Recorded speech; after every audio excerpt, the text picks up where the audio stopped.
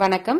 இன்னைக்கு நம்ம பார்க்க போறது பாத்தீங்கன்னா ரொம்பவே சூப்பரான சுவையான பருப்பு சாதம் எப்படி செய்யறது அப்படின்னு தான் பார்க்க போறோம். வாங்க எப்படி செய்யறதுன்னு பார்க்கலாம்.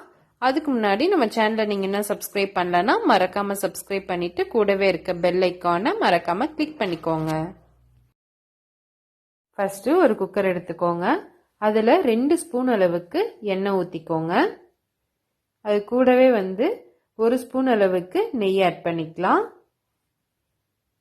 1 ஸ்பூன் அளவுக்கு கடுகு போட்டு ஒரு டீஸ்பூன் அளவுக்கு சீரகம், 1 ஸ்பூன் அளவுக்கு மிளகு, இது எல்லாத்தையுமே நல்லா போட்டு நம்ம வறுத்துக்கலாம்.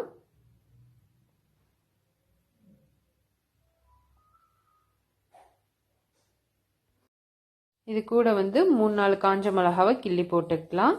அடுத்து கொஞ்சம் கறிவேப்பிலையும் போட்டுக்கலாம்.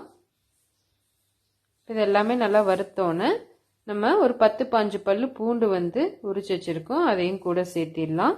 அடுத்து ஒரு கைப்பிடி அளவுக்கு சின்ன வெங்காயம் உரிச்சு வச்சிருக்கோம், அதையும் போட்டு இப்போ இது எல்லாத்தையுமே நல்லா வதக்கி விட்டுறணும்.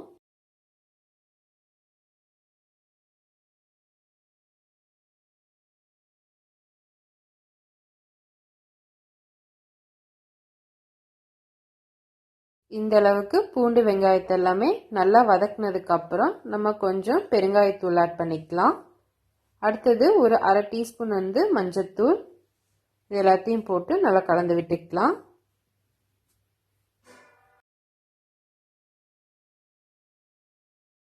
அடுத்து 3-4 நல்லா பழுத்த தக்காளியை கட் பண்ணி வச்சிருக்கோம், அதையும் கூட சேர்த்தி நல்லா தக்காளியில நல்லா கரைஞ்ச அளவுக்கு தேவையான அளவு உப்பு போட்டு நல்லா வதக்கி விட்டுறணும்.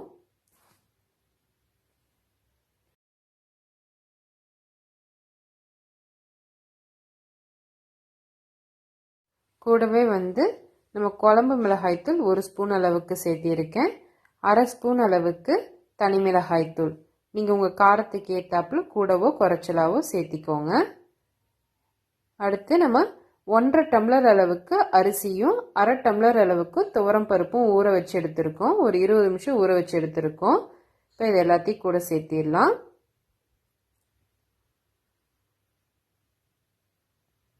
சேர்த்திட்டு நல்லா கலந்து விட்டுக்கோங்க.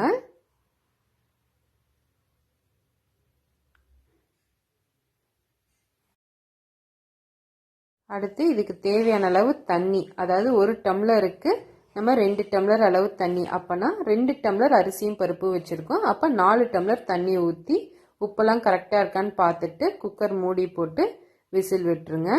ஒரு 3 விசில் விட்டால் கரெக்டாக இருக்கும். விசில் விட்டு எடுத்தாச்சு, திறந்து பார்க்கலாம்.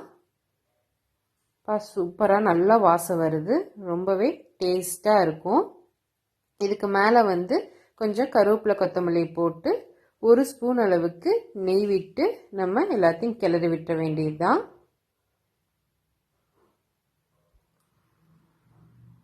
ரொம்ப குழஞ்சிடாம லைட்டாக கிளறி விட்டுக்கோங்க.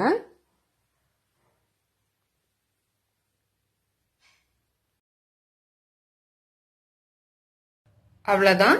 இப்போ ரொம்பவே சூப்பரான டேஸ்டான பருப்பு சாதம் ரெடி ஆயிருச்சு. இது மாதிரி நீங்களும் செஞ்சு பாருங்க. செஞ்சு பார்த்துட்டு எப்படி இருக்குங்கிறத கமெண்ட்ஸ்ல சொல்லுங்க. மறக்காம நம்ம சேனலை சப்ஸ்கிரைப் பண்ணிக்கோங்க.